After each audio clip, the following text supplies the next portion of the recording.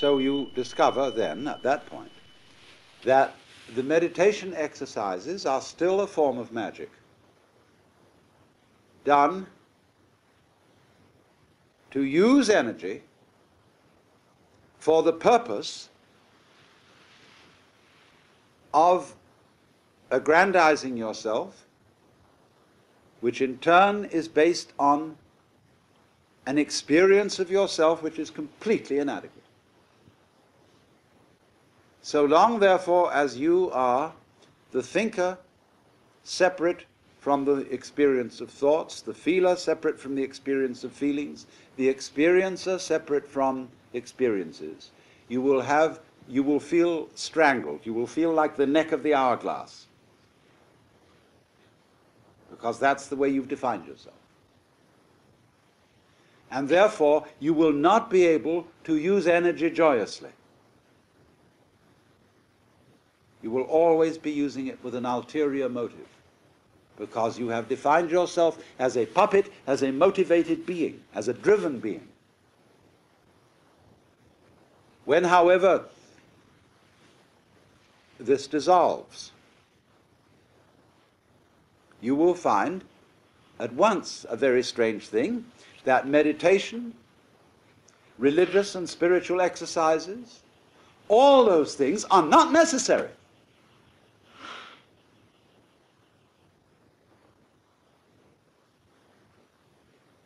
People are always asking, is it necessary to know yoga breathing?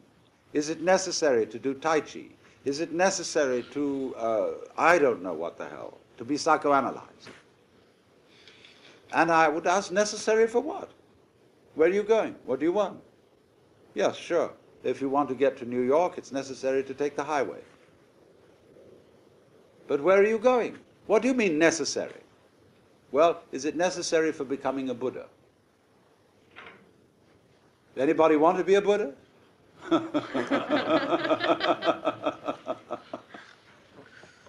you know what it means to be a Buddha? How do you know you want to be a Buddha if you don't know what a Buddha is? People think, well, it would be nice to have peace of mind, to be serene, to be calm, to be undisturbed by this, that, and the other. But you see, so long as you make all those things objects of desire, you are defining yourself as lacking them. And a person who's looking for peace is obviously in turmoil. A person who is looking to end conflict is in conflict. And so the more you strive to stop the interior commotions, the more you are stirring them up. You are smoothing the waters with flat irons.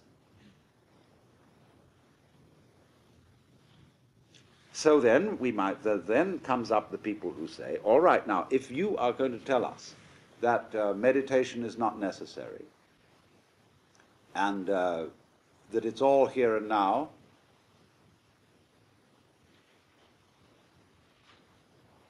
then why do you meditate? Why do you have religion at all? Why do you have rites? Why do you chant? Why do you do this, that, and the other? Why do you even talk about it?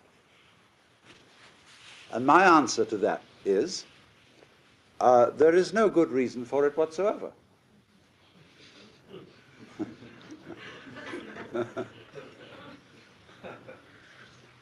This is a form of joyous energy.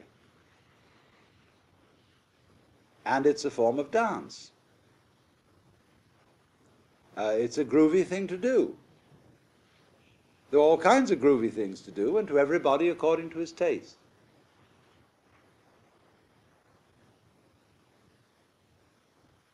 If, of course, you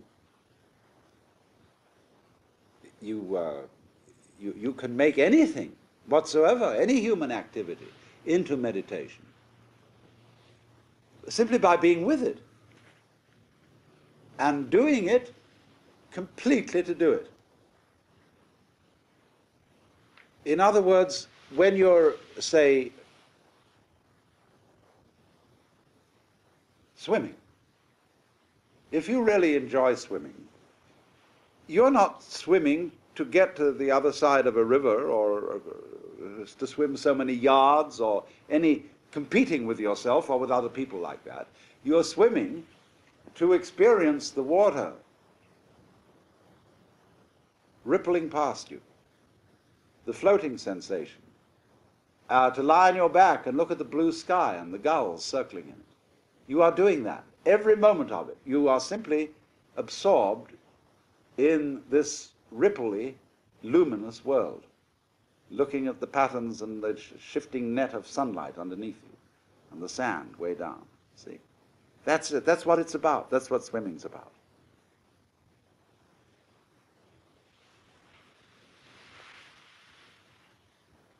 So you're not going anywhere. And if you really know swimming like that, then you don't go in for swimming competitions. You don't try and use swimming to aggrandize yourself, because you're sufficiently aggrandized just by swimming.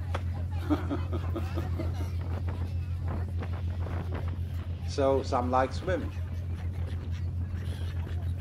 I would put it to you that we can track back through religion. You know, if we've gone through all the phases of religion till we got to the religion of non-religion, where we saw it was all here anyway and there was nothing necessary to be done, then we can go back through the rest of it in that spirit and turn it into an art form. And a real groovy art form. But you see, if you ask me, well, why choose that rather than some other, I won't have an answer for you.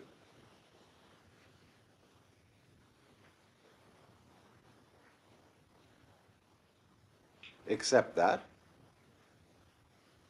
getting together and chanting together is what a lot of people do when they don't have television to look at. In the jungles, on the steppes, in mountain communities, since as long as anyone can remember, people got together and do a thing I call digging sound. And played with the sonic energy of the universe in just the same way as I described somebody playing with the water while swimming. And these people, when they do that, they don't worry about where they're going or what their destiny is or any nonsense of that kind, because they're completely alive.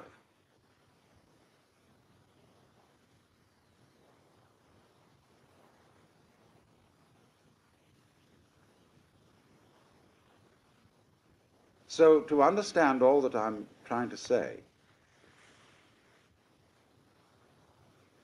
I would like to see if you could change your basic notions of economics. And I mean the economics of energy.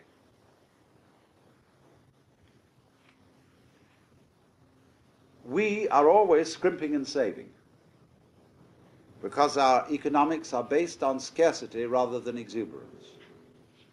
But notice that the economics of nature are allegedly wasteful. They're based on exuberance. Many more seeds than are necessary for trees. Many more spermatozoa than are necessary for people. Many more stars than anybody could conceivably want. Galaxies galore. Nature is a vast celebration of energy. But if you complain about this and say, oh dear me, it's all running out, that means, you see, that you are looking for fulfillment in time. And you say, if there is not enough future, we won't get the golden goody we're looking for at the end of the line. See, there is that feeling. There is the great golden goody. And it's represented in religious art by the golden flower. This is everywhere. When a human being tries to symbolize what it is that he really wants at the end of the line, very often thinks of a flower. There is the celestial rose in Dante's Vision of Paradise. There is the golden lotus of Mahavarokana, the great sun Buddha, at the center of the mandala. There is the rose garden of Our Lady. There are rose windows in cathedrals. Always that flower at the end of the line. And Freud says, well, you know what that is.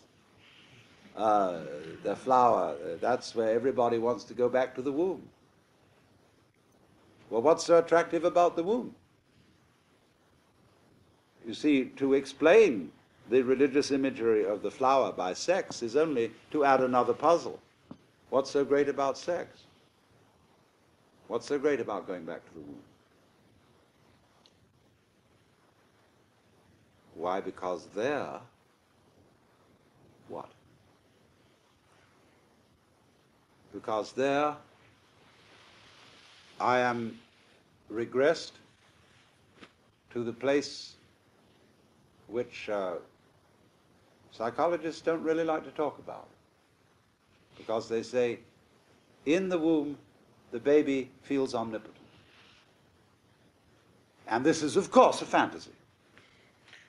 It isn't mature. In other words, you don't have in the womb a 19th century personality,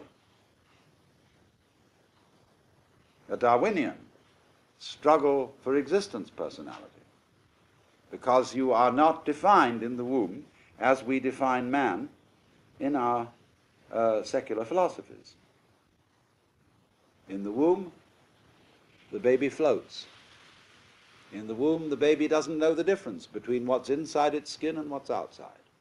It has what Freud calls the oceanic feeling, and that is another form of cosmic consciousness, only the baby hasn't got the language to express it like an adult. But there it is, it's in cosmic consciousness. And that's what everybody sort of wants, because that is our original nature. So that's why the womb is interesting, and why the flower is interesting, and why we symbolize that golden goody at the end of the line with the golden flower, the aureole round the saint or the Buddha. And that's why we all envy the bees who float around in gardens and suck honey from flowers, go into those luminous cups. As Oscar Wilde put it, the flowers in which the gold bees dream. But that flower, the golden goody, isn't at the end of the line. You're in it. The radiating petals, the mandala, the great circle of the flower, is the galaxy in which you live. It is the whole universe radiating around you in which you are. And this radiation is also cycling. It's the dance in which you're involved. If you'd only realize that the purpose of life is not in the future. And if you think it is, you'll go on and on and on looking for it there and never find it. Because the future in its own way fades out in the same way as the past fades out. You get older and older and older, and if you don't come crash, you just peter out. It wasn't there. And you may feel vaguely cheated about the whole thing. You were given the come on, that there was something coming. There was that thing at the end of the line, the golden goody. But you've been sitting in the middle of the golden goody all the time.